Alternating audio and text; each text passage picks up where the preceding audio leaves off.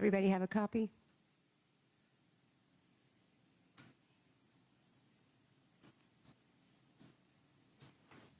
Everybody have a copy? We have a couple extras. I think everybody's ready? All right, very good. Thank you very much.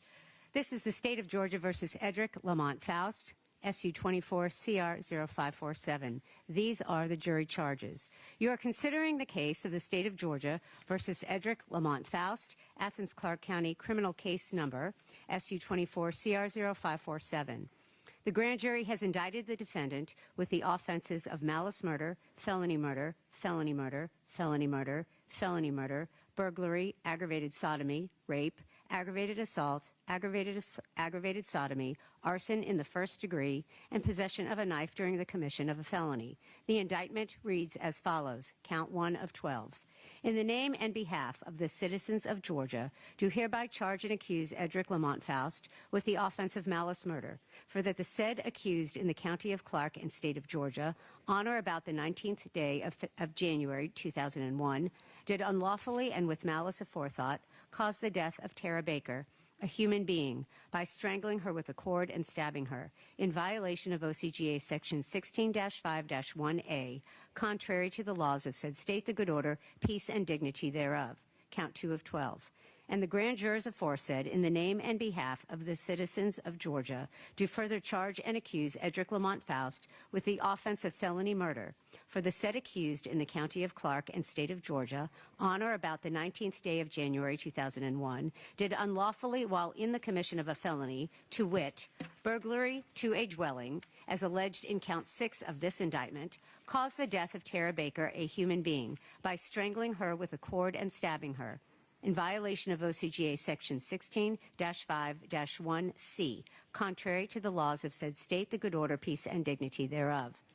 Count 3 of 12. And the grand jurors aforesaid, in the name and behalf of the citizens of Georgia, further charge and accuse Edrick Faust with the offense of felony murder, for the said accused in the county of Clarke and state of Georgia, on or about the 19th day of January 2001, did unlawfully, while in the commission of a felony, to wit, aggravated sodomy, as alleged in count 7 of this indictment, cause the death of Tara Baker, a human being, by strangling her with a cord and stabbing her, in violation of OCGA Section 16-5-1C, contrary to the laws of said state, the good order, peace, and dignity thereof. Count 4 of 12. And the grand jurors aforesaid, in the name and behalf of the citizens of Georgia, further charge and accuse Edrick Faust with the offense of felony murder, for the said accused in the county of Clarke and state of Georgia, on or about the 19th day of January 2001, did unlawfully, while in the commission of a felony, to wit, rape, as alleged in count 8 of this indictment, cause the death of Tara Baker, a human being, by strangling her with a cord and stabbing her, in violation of OCGA Section 16-5-1C, contrary to the laws of said state, the good order, peace, and dignity thereof. Count 5 of 12. And the grand jurors aforesaid, in the name and behalf of the citizens of Georgia, further charge and accuse Edrick Faust with the offense of felony murder, for the said accused in the county of Clarke and state of Georgia, on or about the 19th day of January 2001, did unlawfully, while in the commission of a felony, to wit, aggravated assault, as alleged in count 9 of this indictment, cause the death of Tara Baker, a human being, by strangling her with a cord and stabbing her, in violation of OCGA Section 16-5-1C, contrary to the laws of said state, the good order, peace, and dignity thereof. Count 6 of 12. And the grand jurors aforesaid, in the name and behalf of the citizens of Georgia, further charge and accuse Edrick Faust with the offense of burglary, for that the said accused in the county of Clarke and state of Georgia, on or about the 19th day of January 2001, did unlawfully and without authority enter into and remain in the dwelling house of Tara Baker with the intent to commit a felony therein, to wit, aggravated sodomy and rape, in violation of OCGA Section 16-7-1, contrary to the laws of said state, the good order, peace, and dignity thereof. Further, as to count 6, the identity of Edrick Faust as the perpetrator of the crime alleged was unknown to the state of Georgia until April 30th, 2024. Count 7 of 12. And the grand jurors aforesaid, in the name and behalf of the citizens of Georgia, further charge and accuse Edrick Lamont Faust, with the offense of aggravated sodomy for the said accused in the county of Clark and state of Georgia on or about the 19th day of January 2001, did perform a sexual act with the person of Tara Baker involving the sex organ of Edrick Lamont Faust and the mouth of Tara Baker, said act having been performed with force and against the will of Tara Baker in violation of OCGA Section 16-6-2, contrary to the laws of said state, the good order, peace, and dignity thereof. Further, as to count 7, the identity of Edrick Lamont Faust as the perpetrator of the crime alleged was unknown to the state of Georgia until April 30th, 2024. Count 8 of 12, and the grand jurors aforesaid in the name and behalf of the citizens of Georgia further charge and accuse Edrick Lamont Faust with the offense of rape for the said accused in the county of Clark and state of Georgia on or about the 19th day of January 2001 did have carnal knowledge of Tara Baker, a female, forcibly against her will in violation of OCGA Section 16-6-1, contrary to the laws of said state, the good order, peace, and dignity thereof. Further, as to count 8, the identity of Edrick Lamont Faust as the perpetrator of the crime alleged was unknown to the state of Georgia until April 30th, 2024. Count 9 of 12, and the grand jurors aforesaid in the name and behalf of the citizens of Georgia further charge and accuse Edrick Lamont Faust with the offense of aggravated assault for the said accused in the county of Clark and state of Georgia on or about the 19th day of January 2001 did make an assault upon the person of Tara Baker with a deadly weapon, to wit, a knife, by stabbing her in violation of OCGA Section 16-5-21A2, contrary to the laws of said state, the good order, peace, and dignity thereof. Further, as to count 9, the identity of Edrick Lamont Faust as the perpetrator of the crime alleged was unknown to the state of Georgia until April 30th, 2024. Count 10 of 12, and the grand jurors aforesaid in the name and behalf of the citizens of Georgia further charge and accuse Edrick Lamont Faust with the offense of aggravated sodomy for that the said accused in the county of Clark and state of Georgia on or about the 19th day of January 2001 did perform a sexual act with the person of Tara Baker involving the sex organ of Edrick Lamont Faust and the anus of Tara Baker, said act having been performed with force and against the will of Tara Baker in violation of OCGA Section 16-6-2, contrary to the laws of said state, the good order, peace, and dignity thereof. Further, as to count 10, the identity of Edrick Lamont Faust as the perpetrator of the crime alleged was unknown to the state of Georgia until April 30th, 2024. Count 11 of 12, and the grand jurors aforesaid in the name and behalf of the citizens of Georgia further charge and accuse Edrick Lamont Faust with the offense of arson in the first degree for the said accused in the county of Clark and state of Georgia on or about the 19th day of January 2001 did knowingly damage by means of fire the dwelling house of Tara Baker located at 160 Fawn Drive, Athens, Georgia, without said owner's consent in violation of OCGA Section 16-7-60A1, contrary to the laws of said state, the good order, peace, and dignity thereof. Further, as to count 11, the identity of Edrick Lamont Faust as the perpetrator of the crime alleged was unknown to the state of Georgia until April 30th, 2024. Count 12 of 12, and the grand jurors aforesaid in the name and behalf of the citizens of Georgia further charge and accuse Edrick Lamont Faust with the offense of possession of a knife during the commission of a felony for the said accused in the county of Clark and state of Georgia on or about the 19th day of January 2001 did unlawfully have on and within arm's reach of accused's person a knife having a blade of 3 or more inches in length during the commission of a felony against and involving the person of another, to wit, malice murder, in violation of OCGA Section 16-11-106, contrary to the laws of said state, the good order, peace, and dignity thereof. Further, as to count 12, the identity of Edrick Lamont Faust as the perpetrator of the crime alleged was unknown to the state of Georgia until April 30th, 2024. Now, you'll have a copy of the indictment with you when you go out into the jury room, and you'll be able to read that indictment once you begin your deliberations. To this indictment, the defendant has entered a plea of not guilty, and this makes the issue which you have been empaneled and sworn to try. I caution you that the fact that this defendant has been accused is no evidence of his guilt. You should not consider the indictment as evidence or implication of guilt, and neither is the plea of not guilty to be considered as evidence. The defendant is presumed to be innocent until proven guilty. The defendant enters upon the trial of the case with a presumption of innocence in his favor. This presumption remains with the defendant until it is overcome by the state with evidence which is sufficient to convince you beyond a reasonable doubt that the defendant is guilty of the offense charged. No person shall be convicted of any crime unless and until each element of the crime is proven beyond a reasonable doubt. The burden of proof rests upon the state to prove every material allegation of the indictment and every essential element of the crime charged beyond a reasonable doubt. There is no burden of proof upon the defendant whatsoever, and the burden never shifts to the defendant to introduce evidence or to prove his innocence. However, the state is not required to prove the guilt of the accused beyond all doubt or to a mathematical certainty. A reasonable doubt means just what it says. It is a doubt of a fair-minded, impartial juror who is honestly seeking the truth. A reasonable doubt is a doubt based upon common sense and reason. It does not mean a vague or arbitrary doubt, but is a doubt for which a reason can be given, arising from a consideration of the evidence, a lack of evidence, a conflict in the evidence, or any combination of these factors.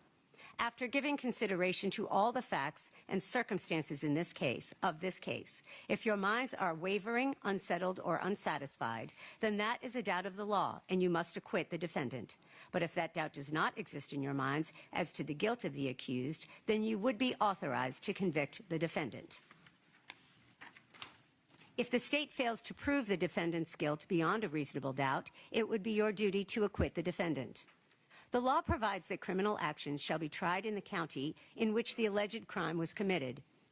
Venue, that is, that the crime was committed in Athens-Clarke County, is a jurisdictional fact that must be proven by the state beyond a reasonable doubt as to each crime charged in the indictment, just as any element of the offenses. Venue may be proven by direct or circumstantial evidence or both. It is my duty and responsibility to ascertain the law that applies to the case and to instruct you on the law by which you are bound. It is your responsibility to ascertain the facts of the case from all of the evidence presented. It then becomes your duty and responsibility to apply the law that I give you in this charge to the facts as you find the facts of this case to be. The defendant is charged with a crime against the laws of the state. A crime is a violation of a statute of this state in which there is a joint operation of an act and intention. Intent is an essential element of any crime and must be proved by the state beyond a reasonable doubt. Intent may be shown in many ways, provided you, the jury, believe that it existed from the proven facts before you. It may be inferred from the proven circumstances or by acts and conduct, or it may be, in your discretion, inferred when it is the natural and necessary consequence of the act. Whether or not you draw such an inference is a matter solely within your discretion. This defendant will not be presumed to have acted with criminal intent. But you may find such intention, or the absence of it, upon a consideration of words, conduct, demeanor, motive, and other circumstances connected with the act for which the accused is being prosecuted. Facts and circumstances that merely place upon the defendant a grave suspicion of the crime charged, or that merely raise a speculation or conjecture of the defendant's guilt, are not sufficient to authorize a conviction of the defendant. Your oath requires that you will decide this case based on the evidence. Evidence is the means by which any facts which are put in issue is established or disproved. Evidence includes all the testimony of the witnesses and any exhibits admitted during the trial and stipulations of the attorneys, that is, any facts to which the attorneys have agreed with approval by the court. Evidence does not include the indictment, the plea of not guilty, opening or the closing remarks of the attorneys, or questions asked by the attorneys. The parties have entered into a stipulation that has been approved by the court about State's Exhibit 113, a photograph of defendant as he existed on February 8, 2001. Where parties stipulate facts, this is in the nature of evidence. You must take that fact or those facts as a given without the necessity of further proof. You make all decisions based on the evidence in this case. Where parties stipulate exhibits only, this is in the nature of evidence. You may take that testimony as if it were given in court, and you may rely on it if you find it credible. However, either party may dispute such testimony by other evidence. You make all decisions based on the evidence in this case. Direct evidence is that which may be seen or heard or otherwise directly sensed, such as by smell or taste or touch. It may be brought into court in the form of exhibits or the testimony of direct witnesses to such matters. It is evidence that points immediately to the issue in question. When direct evidence by inference points to an obvious, likely, or reasonable conclusion, even though that conclusion was not directly seen, heard, smelled, tasted, or touched, that is said to be circumstantial evidence. Circumstantial evidence is the proof of facts or circumstances by direct evidence, from which you may infer other related or connected facts that are reasonable and justified in light of your experience. It is evidence that only tends to establish a conclusion in question by its consistency with such conclusion or elimination of other conclusions. Sometimes circumstantial evidence may point to more than one conclusion. To authorize a conviction on direct evidence, circumstantial evidence, or both, the proved facts must not only be consistent with the theory of guilt, but also exclude every other reasonable theory other than the guilt of the accused. The law does not require a higher or greater degree of certainty on the part of the jury to return a verdict based upon circumstantial evidence than upon direct evidence.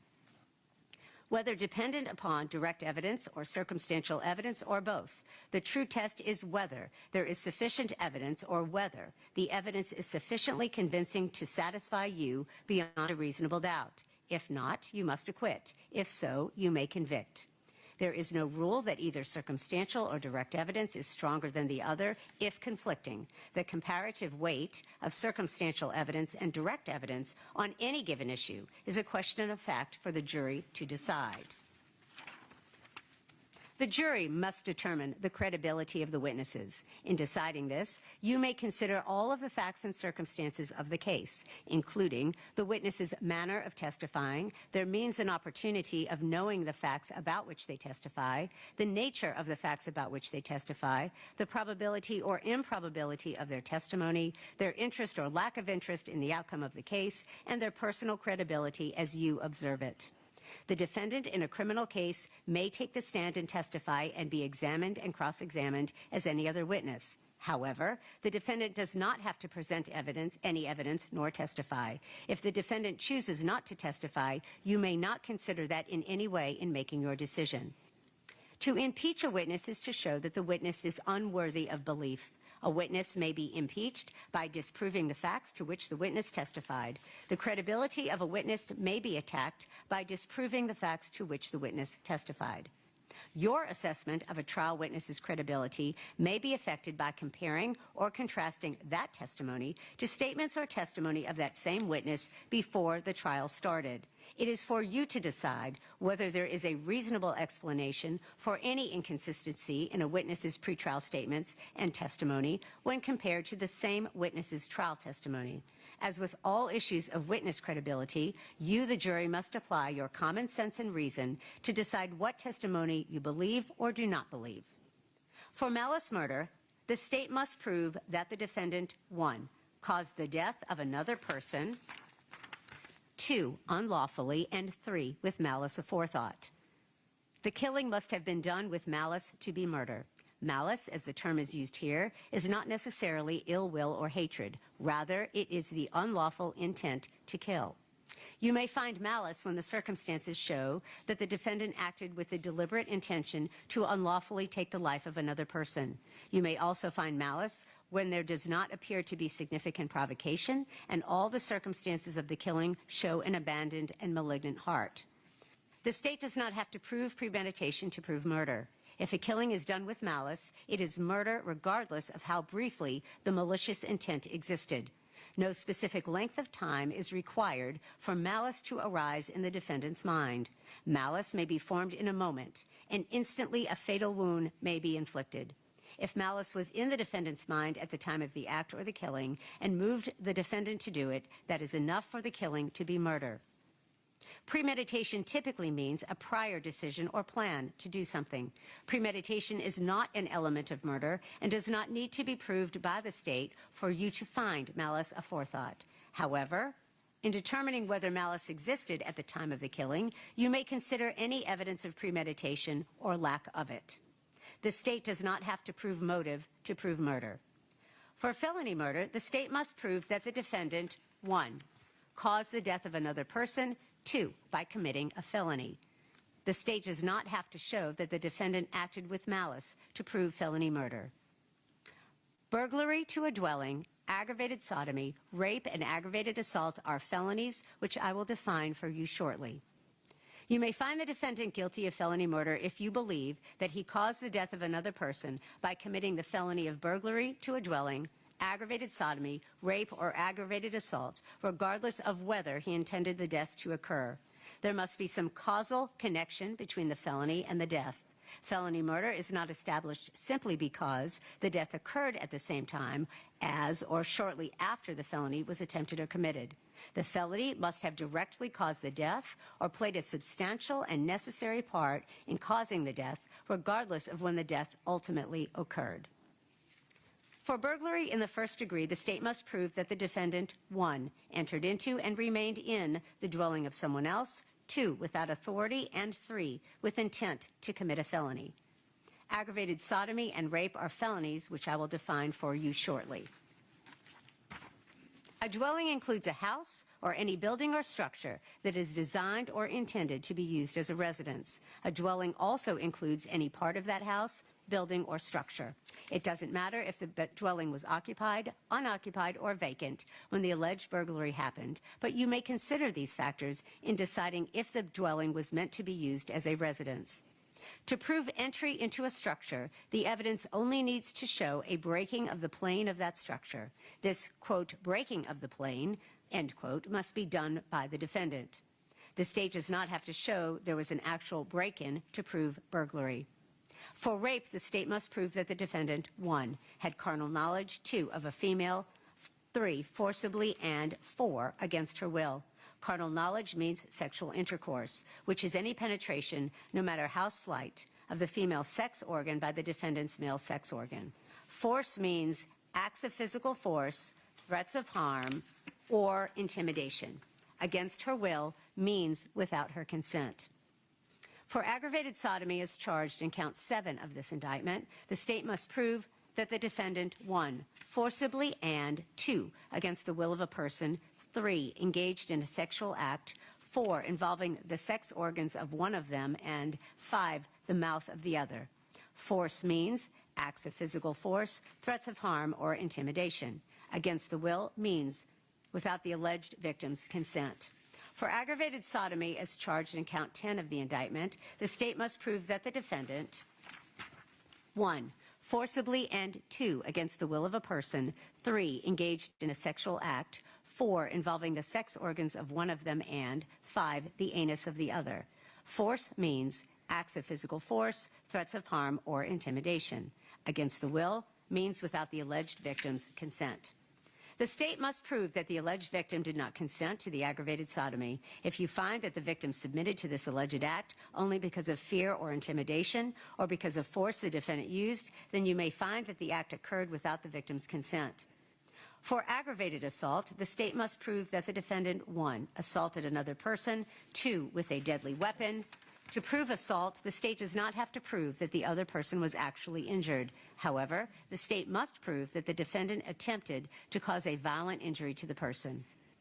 A knife is a deadly weapon. A person commits the offense of arson in the first degree when, by means of fire, he knowingly damages any dwelling house of another without his or her consent.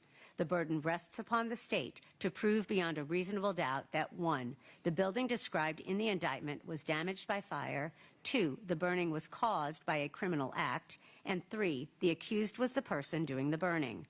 The law presumes every fire to be accidental or naturally caused until the state shall prove beyond a reasonable doubt that such fire was the result of a criminal act. A criminal act will not be presumed, and the burden is upon the state to overcome the presumption that the fire was accidentally or naturally caused by proof of the criminal act beyond a reasonable doubt. For possession of a knife during the commission of a felony, the state must prove that the defendant, 1, had a knife, 2, with a blade at least 3 inches long, 3, on his person, 4, while committing malice murder, which is a felony, which is a crime against another person. Testimony has been given in this case by certain witnesses who are termed experts. Expert witnesses are those who, because of their training and experience, possess knowledge in a particular field that is not common knowledge or known to the average citizen. The law permits expert witnesses to give their opinions based upon that training and experience. You are not required to accept the testimony of any witnesses, expert or otherwise. Testimony of an expert, like that of all witnesses, is to be given only such weight and credit as you think it is properly entitled to receive. The testimony of a single witness, if believed, is sufficient to establish a fact. Generally, there is no legal requirement of corroboration of a witness, provided you find the evidence to be sufficient. A statement that the defendant allegedly made while in custody has been offered for your consideration. Before you consider this as evidence for any purpose, you must determine whether the defendant's statement was voluntary, and if the statement was given in custody, whether the defendant was properly advised of his or her constitutional rights. To be voluntary, a state must be freely and willingly given and without coercion, duress, threats, use of violence, fear of injury, or any suggestions or promises of leniency or reward.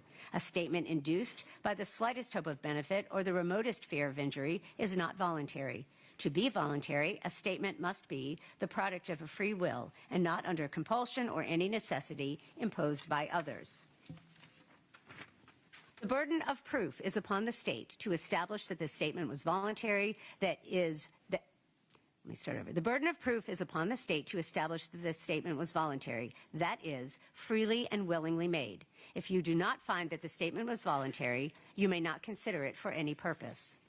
If you find that the statement was made while in custody and as a result of police questioning, you must also determine whether the defendant was advised of his constitutional rights and whether the defendant clearly understood and knowingly gave up such rights.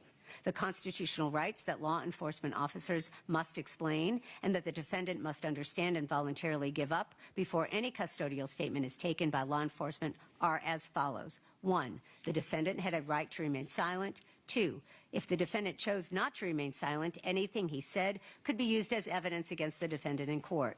3. The defendant had a right to consult a lawyer before any questioning and to have the lawyer present with him at all times during any questions. And 4. If the defendant did not have money for a lawyer would have been provided for him/her to represent him before any questioning and to be present with him during any questioning. The burden of proof is upon the state to establish that the warnings of all rights mentioned were given, that they were understood and knowingly given up by the defendant.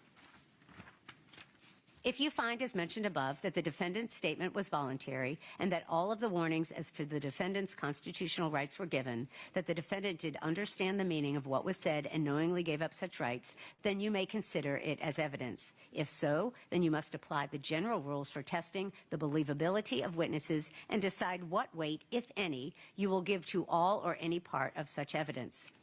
If you fail to find defendant was properly informed of these rights and that he understood and gave up those rights, you must disregard the statement entirely and give it no consideration in reaching your verdict. Evidence relating to DNA comparison has been admitted for your consideration. Identification by DNA comparison is considered opinion evidence and is governed by the law concerning opinion testimony as has been given to you. As opinion testimony, evidence relating to DNA comparison is dependent upon many factors. Among the factors are the credibility or believability and accuracy of the witnesses who were involved with the process of obtaining, identifying, preserving, recording, and maintaining the physical evidence, and upon the accuracy and validity of the testing procedures themselves that were used to form such opinions. All of these issues are matters for you to consider and determine. It is for you to determine what weight, if any, you will give to the evidence relating to DNA comparison in your decision in this case. Members of the jury, the law of our state sets a time limit upon the state in starting prosecution of most criminal offenses. The accused is on trial for the offenses of malice murder, felony murder, felony murder, felony murder, felony murder, burglary, aggravated sodomy, rape, aggravated assault, aggravated sodomy, arson in the first degree, and possession of a knife during the commission of a felony. Under Georgia law, prosecution for the offenses of burglary, aggravated sodomy, rape, aggravated assault, aggravated sodomy, arson in the first degree, and possession of a knife must begin within 4 years after the offense has been committed. In calculating this period of time, you should exclude from your calculation any period of time during which the evidence shows that the person committing the crime was unknown.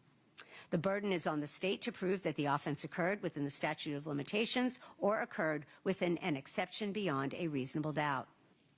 Now, ladies and gentlemen, as to each of the 12 counts of this indictment, after considering the testimony and evidence presented to you, together with the charge of the court, if you find and believe beyond a reasonable doubt that the defendant in Athens, Clarke County, Georgia, did on the date alleged commit any or all of the offenses alleged in this indictment, then you would be authorized to find the defendant guilty on each count. And in that event, the form of your verdict would be, we, the jury, find the defendant guilty on that count. As to each of the 12 counts of this indictment, if you do not believe the defendant is guilty of any or all of the offenses charged, or if you have any reasonable doubt as to the defendant's guilt on that count, then it would be your duty to acquit the defendant as to that count, in which event the form of your verdict would be, we, the jury, find the defendant not guilty on that count.